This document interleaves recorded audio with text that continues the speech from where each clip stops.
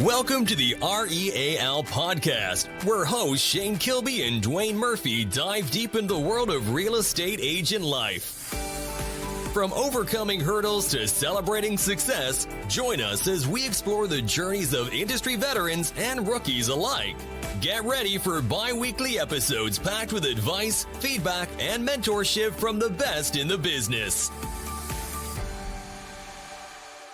Welcome to another rocking episode of Real Estate Agent Life.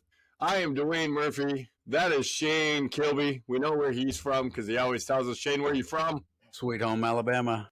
Boom. And today we've got a special guest, somebody that we've known for a lot of years. We don't connect near as enough as we should. But Shane, who do we got today? Today we have a good old fraternity brother, Mike Blake. Mike is from the cold state of Michigan compared to Alabama. It's definitely a cold state. He is part of the leadership there at Epic Realty. He was also 2024 Broker of the Year.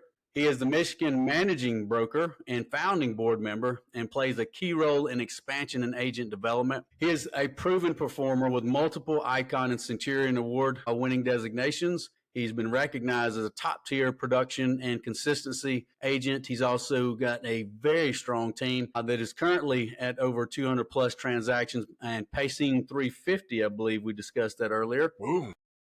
Yeah, so he's not taking any days off. He's pretty much pushing the envelope. He's definitely a marketing innovator. Blake's always been known for creative lead gen strategies, strong social media presence, and some strong local real estate websites and website presence. A client culture focused as always. He maintains a 4.9 star average across nearly 400 reviews. He builds strong client trust, and he always facilitates a collaborative team culture. What's going on, Mike? Just living the dream. Living a dream. Yeah. When's the last time we got to hang out? Oh, I think we discussed that prior. I think it was in Miami. It had to be 12 years ago? Yes, close. I think it was 2018? It had to be something like that. It was definitely, it was 2-3 years before COVID. So, everybody bookmarks everything nowadays with COVID, right? But I think it was at least 2 to 3 years. I know it was around a pool. There was sunshine. There was a few beverages involved, and maybe some chicken wings, and a pool. Yeah, and it a was pool. definitely Cool. It was some of the greatest. Oh my gosh, you talk about some great minds in spaces and where everybody in those groups are today, and the organizations and that they built, much like yourself. Insane to think that all those connections that we had way back then, yours included for sure, have led us down all the different paths that we are. Who the heck would have guessed it? Right. Yeah, I think great minds come together, and that's what happens. Yeah, you guys said Miami, and I started having flashbacks. So I'm trying to catch back up because we had that conversation a few minutes ago, and now I'm like, oh, remember that one time? So I've got to refocus. Yes. Statute of limitations. Yes. That's all you got to remember. Statute of limitations. Some things just don't need to be shared. I won't even say their name, but there was one point in time that one of those evenings where one of our friends that has been on this podcast got in one side of the cab and got out the other as we all left. And that probably already tells you who that individual was, but I won't disclose here for to protect the innocent. Well, we will disclose it's nobody currently on the podcast. Just because everybody right away is like, it's Duane. No, this time it was not. It was not Duane. I was seriously trying to think, was that me? No, it could have been you, but this particular moment was not. I won't disclose that name. I don't know who all knows what happened that evening, but let's get back on track, shall we? Yeah. Mike, so give us a little bit of backstory about Mike. How did you get into real estate? So prior to real estate, I went to school for building construction management, and I always loved real estate. So I went into building construction management. I worked as a back-end superintendent for Pulte Homes for, a year. And while I was there, I patented 6 different products. So I originally got licensed when I was 18 to sell real estate because that's what I always wanted to do it. I wanted to do it from the time I was 10 years old. So when I patented these products, I kind of got sidetracked, and it led me down a career path that was absolutely fantastic. So I started a manufacturing company. Then in 2010, I had the opportunity to sell that company. And then when I sold the company, I'm like, you know what? Now's the time to get back into real estate, actually getting into it for the first time. So I sold my first house in May of 2010 with Century 21. So Yeah, if my mind doesn't fail me, which is not always the case, you kind of married into it, right? yeah, my father-in-law owned about 8 different Century 21 offices. So he was always pushing me hard. He's like, oh, come on back, start selling. So I'm like, as soon as I sold the company, I'm like, I went all in. So, and when I say went all in, it was very, very tough to get started. So it wasn't like, all right, you jump into real estate and here come the sales. So I started actually, I think I got licensed in October of 2009. Hmm. And I didn't have my first sale until May of 2010. But then from May of 2010, I had a sale every 2 weeks for the rest of that year. So that first year I ended up selling, I think, 27 houses. Then the second year I did, I think it was 74. And then the third year I did 126. Yeah, I think, as a real estate instructor myself, and knowing that statistic is 87%, 87 out of 100 agents that get licensed in 2025 will not be here in 2028.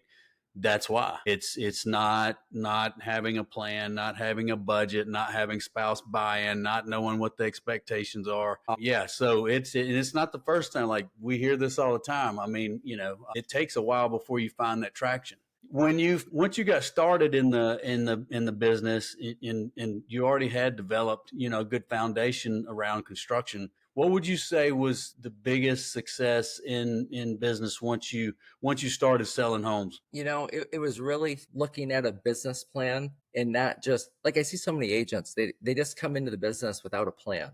So like anything, if you want to be successful, you have to have a business plan, and you can't write the business plan in December and then look at it in July. You have to look at it like weekly. Like, what I do is on my phone, I screenshot my yearly goals and I try to look at that, on a daily basis. So I have big, lofty goals. So the only way for me to look at those on a daily basis is to have it right in front of me, because we all get tied up with so many things. I'm like, I have ADHD so bad. Like, I'll be doing this and then I'm doing this and then I'm doing this, and then I'm doing this. And I'm like, all right, let's try to get back to at least get 1 or 2 things on that list accomplished for the day. Yeah, We all might be able to relate just a little bit.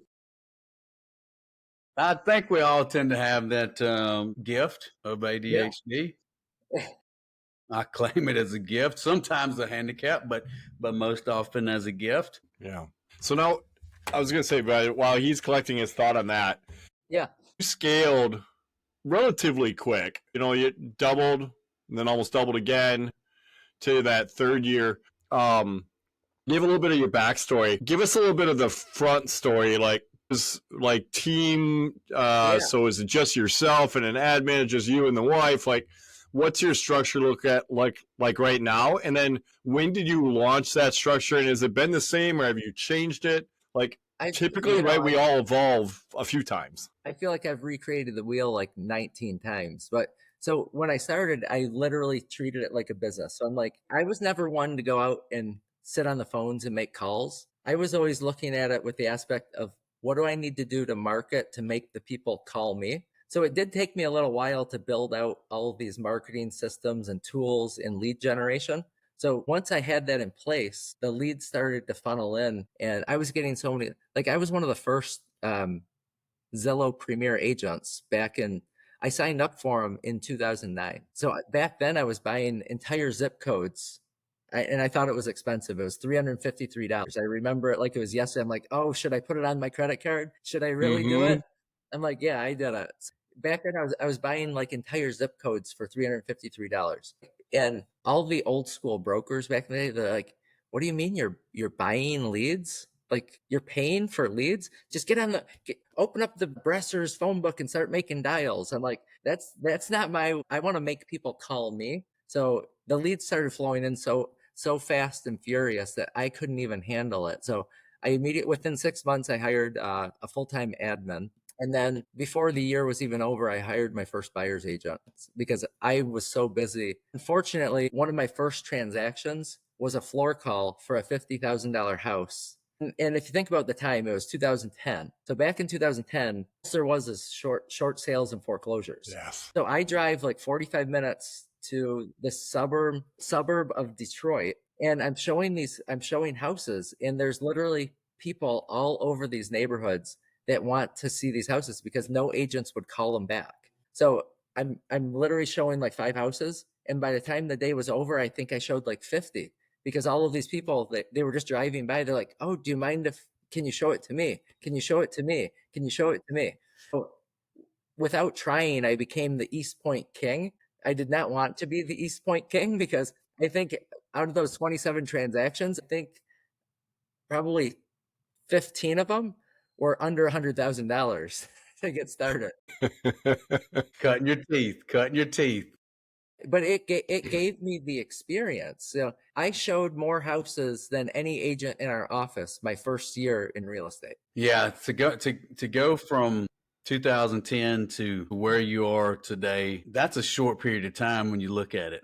I mean, you're 15 years, and we know that, we know that 5 of those we just tossed those in the, I mean, who knows what, has happened in those 5 years. What would you say has been the biggest contributing factor? Or let's put it in 3, because I mean, you've done a lot of things in that time frame.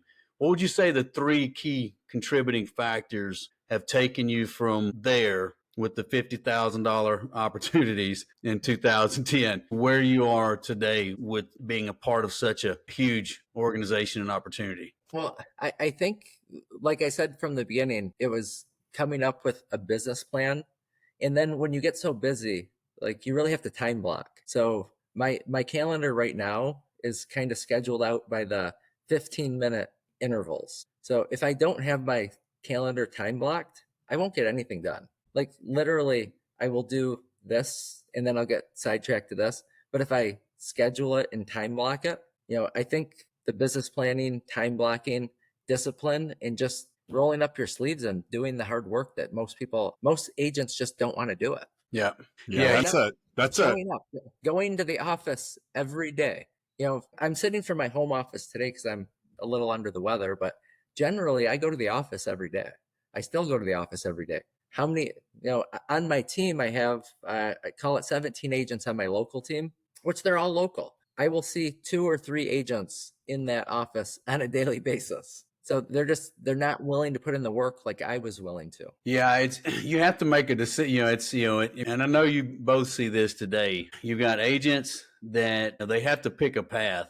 They have to become a marketer, which is like you said, I want people to contact me, which means you're going to have to commit to the grind. You're going to have to come into the office. You're going to have to do the work because you're going to have to throw the money at it, right? Yeah. To make the opportunities come your way. Or you're going to have to become a relentless, fearless prospector, right? And anywhere else, just standing in the middle, just hoping and praying for an opportunity. I literally, my first 3 years, I took 50% of every dollar that came in and spent it in advertising. Yeah. When you had hit on the time block and the time management and the dedication to doing what you need to do, it's probably the most important thing as brokers that, brokers, managers, owners, that you can instill and teach your agents to make them successful is that, that dedication to your calendar, that time blocking, that nothing comes in the way of my prospecting. And like you said, even coming into the office, I've had this conversation so many times with my agents lately, and I look at my roster as well, and in my brokerage, my top agents are here. Mm-hmm. That's not a coincidence. Yeah. Like we were even talking in our company meeting that we had a couple of days ago, a company meeting training. I had my very top agent who outsells everybody almost 3 to 1, come into the office today, and she's like, I was at the meeting on Tuesday. She goes, all of your top producers are probably the ones that don't need to be there, but yet they are. And, She was commenting on, why are some of the newer agents in the business or the ones that are struggling? She's like, I can tell you why. And it's not just the not calling your leads or whatever, but you gotta show up and roll up your sleeves and do the work every day. And the success almost will find you. And success breeds success. So the busier you are, like for me anyways, the busier I am, the more I can do. Yeah.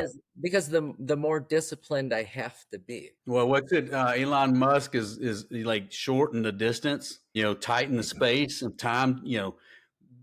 We don't need to do it in 18 months. Let's do it in 6. We can't do it in Yes. 6. Sure, we can. If we focus all of our energy, if the deadline's in 6 months, we're always going to meet that deadline. Or we're going to be a little slightly over that deadline. So if it's 6 months, we're going to be 6 months in a week. If it's 18 months, we're going to be 18 months in a week. Same thing goes for when we leave for vacation. Yeah. We get it all done because the plane's going to leave.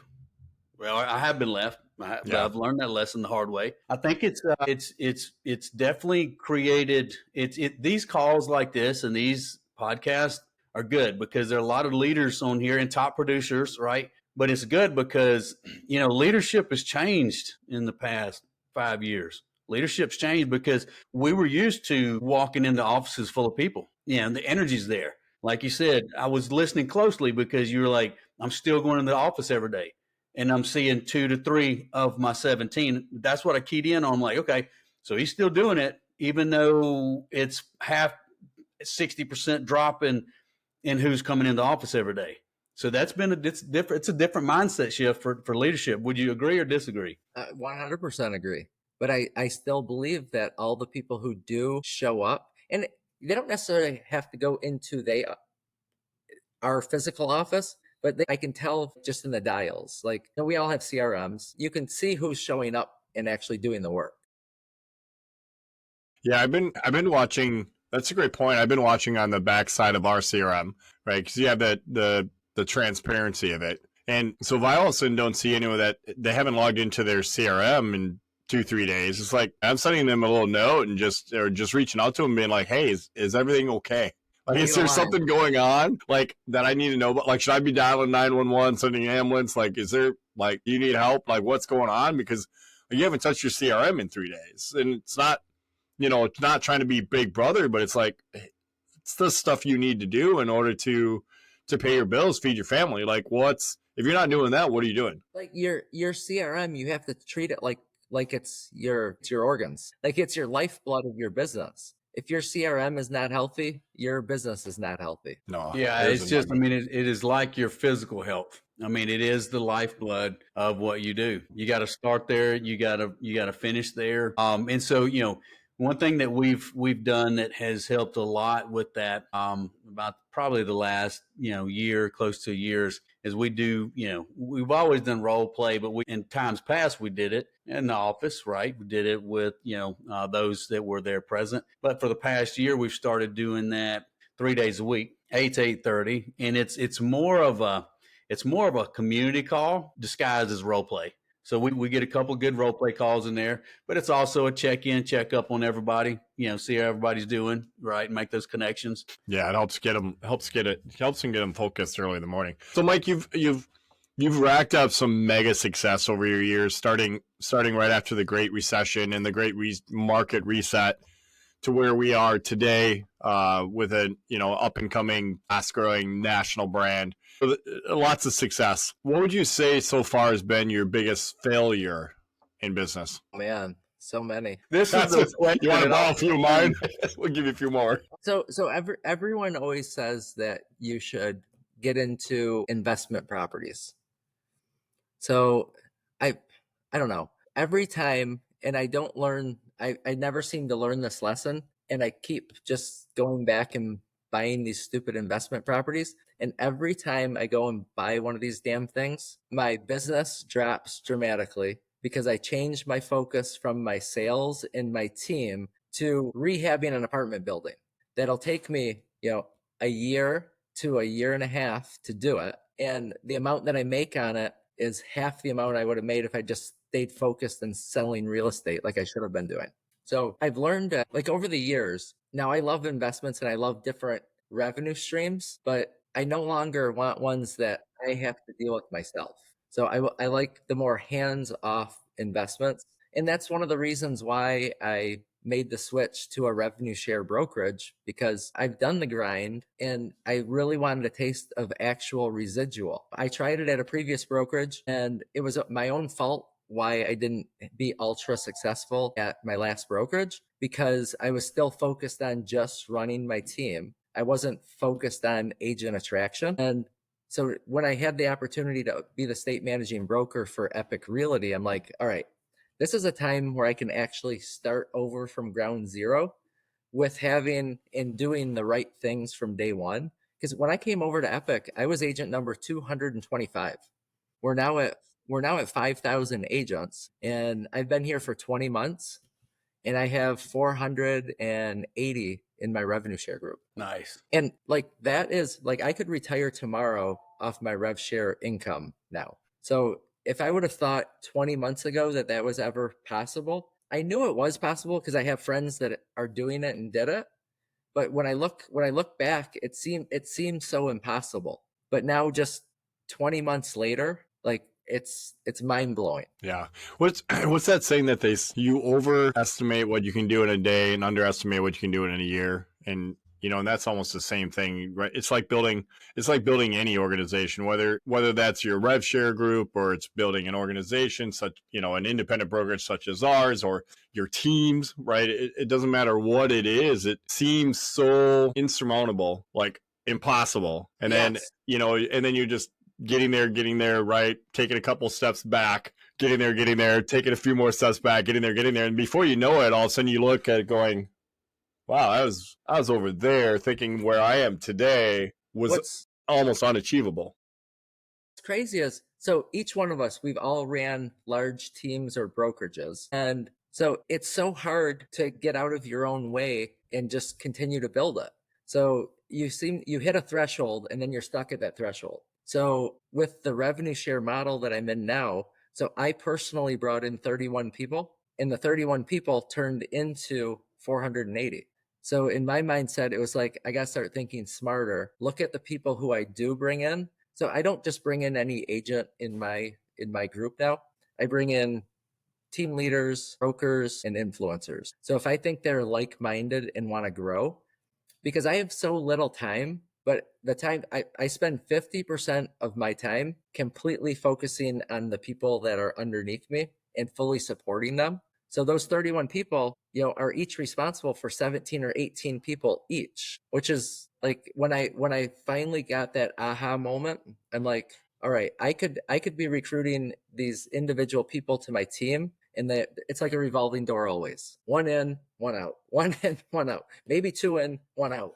We've talked about that too. Yeah, so I felt like I've been on a hamster wheel for the past 10 years. And now I finally feel like I'm at a place where I finally got it figured out. Good. Congrats. Yeah, absolutely. Absolutely. Because it does. I mean, it takes trial by error, and it takes a relentless drive to keep pushing to get it right. And what right is, how right is defined by you. Right. I mean, we know this every time we get in a room with other leaders, like, raise your hand if you've thought about burning it to the ground in the past 7 days. It's like, yeah, okay, this is a safe place. We're all in the right place together now. But all jokes aside, Mike, what would you, looking at kind of touched on your father-in-law a second there. So I can tell that he means a lot to you. But looking back at life and business, what would you, it could be a person, place, book, speaker, like what's been the greatest influence to Mike Blake in life and business to now? 100% my dad. Okay. He was the hardest worker that I have ever met. And he taught me my work ethic. From the time I was 8 years old, he would drag me out of bed. All of my friends would be home for the summer. They'd sleep until 11. My dad would drag me out of bed at 5:45 in the morning, and I'd go on the corn picker. I grew up on a farm, so I'm also known as Farmer Mike. So I did not know that. Now I know. Yeah, so I have a house. We have 46 acres here, and so I still, my roots are the farm. So he would literally drag me out of bed at 5:45 in the morning, and I would work until 6, 7 o'clock at night with him side by side. He did that in the summer. We literally were running one of the largest pick your own apple orchards in the country. And when you talk about hard work, that is hard work. My dad passed away when I was 22, and he had a buy-sell agreement with his younger brothers who he brought into the business. So myself, we kind of got kicked to the curb, unfortunately. because I still feel like I'm a farmer. Yeah. I'm a farmer that sells real estate. Well, but there's correlation there, right? I mean, we all have built and grown databases, CRMs. We're always cultivating, reaching into those databases, looking to assist and help, buyers and sellers, past clients, current clients, future clients, right? And that's and it might not appear to be farming as we know it, but in reality, we're doing the same thing, right? Yeah. The other great thing that farming brings you as well is there's that mentality of, there might be someone smarter, but no one's going to outwork me. There you go. There's not a farmer out there. I come from a long, line of dairy farmers, and my family's still running a large farm. So 3,000 acres. I mean, it's a big 3,000 acres and thousands of head, 24/7, 365. And I tell you what, that one mentality that you grew up with on any type of farm, whether that's crop farming, right, orchards, any of that. There's nobody that's going to outwork you. No. Like, they might have a bigger tractor and have more acreage and more this and that, but there was always that mentality that no one's going to outwork me. And I've never, and that translates really well into any business, especially real estate, like in your situations. And, I have I have a quick question or comment. Yeah. Can we see your shirt? Yeah. It says I'm only here for the free car washes. I love the fact that you can take and poke fun at that and just take that on the chin. I think that's amazing. Gosh, we absolutely love it. And I will tell you, I will drive, my free car wash is 12 miles away. I will drive there at least once a week because it's right across from a Meyer gas station that has the cheapest gas. So I go and fill up with gas and I get my free car wash. I use, we were just at, unfortunately I couldn't go, but we just had our PowerCon event and we just added 20 new benefits. I can't even keep track of the benefits. We have 92 benefits. You're gonna have to get like a different shirt for every week. Yeah, I think, but this is the one that I love the most. It's just awesome. Yeah, no, I wanted to bring that up because I saw the shirt and I'm like, right, everybody, you get a free car wash or whatever it might be, right? It's like, hey, with us, you get a can koozie. So, I mean, you get that. But I don't have a shirt that says, I'm here for the can koozies. I like it. There's a backstory to it. So our founder, who is also a real estate agent, he was doing an open house one day and he came out, his car was parked under a tree and it just got bombed by birds. And he's like, one day I would love to offer free car washes if I owned a brokerage. And that was like one of the first things that they implemented was free car washes. Boom. See, that's a power of thoughts and putting it there and sticking it in front of you and saying, here's what I want to do. You talked about your goals and resetting them and taking screenshots and putting them on your phone so it's right in front of you. Another great example of that. Another quick question. It's kind of a little bit off subject and off topic a little bit. I think we have enough time. So in your free time, so I know you like a little bit of tree therapy. Do you prefer bow or gun? I prefer bow. I don't know. It's just more peaceful, Yeah. Here in Michigan, October 15th is bow hunting season. So you can get out there before all the yahoos start running around with guns and shooting everything up. So it's more just time to, get all your thoughts out.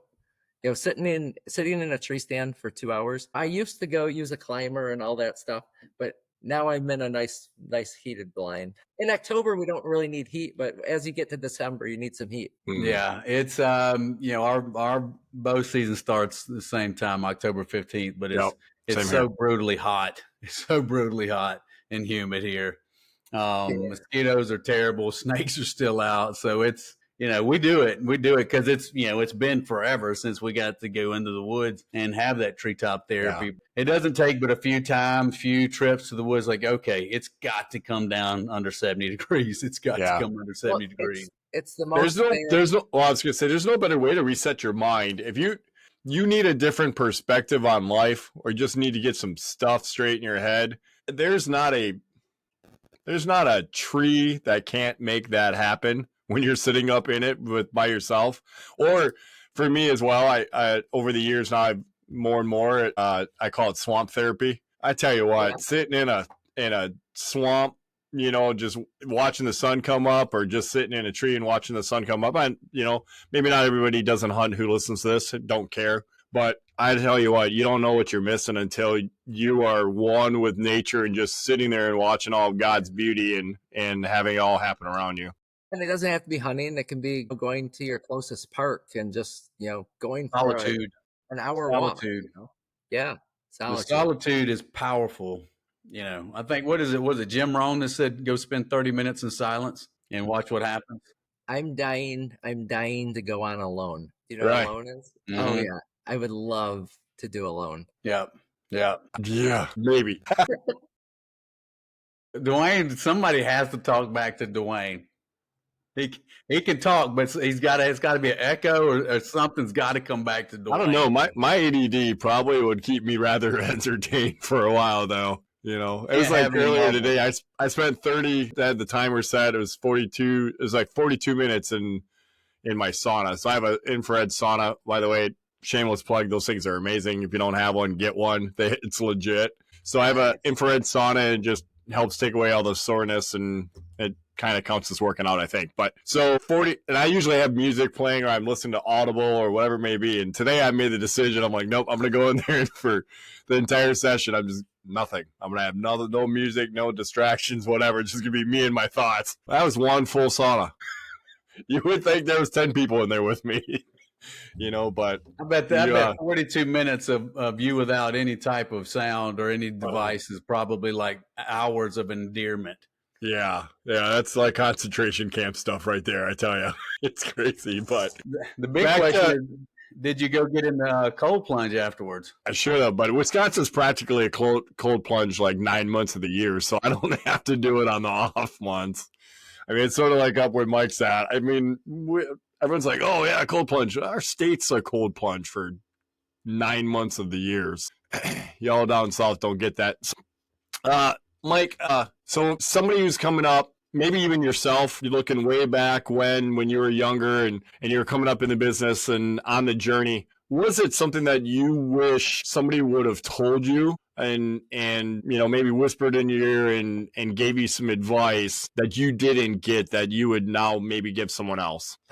One, surround yourself with people who are smarter than you. And two, hire an excellent accountant. Both of those are very good pieces of info. Yeah. Great. Two different ends of the spectrum, but very, very, very valuable. Very valuable. Yeah, those are things you don't think about when you first start out in business.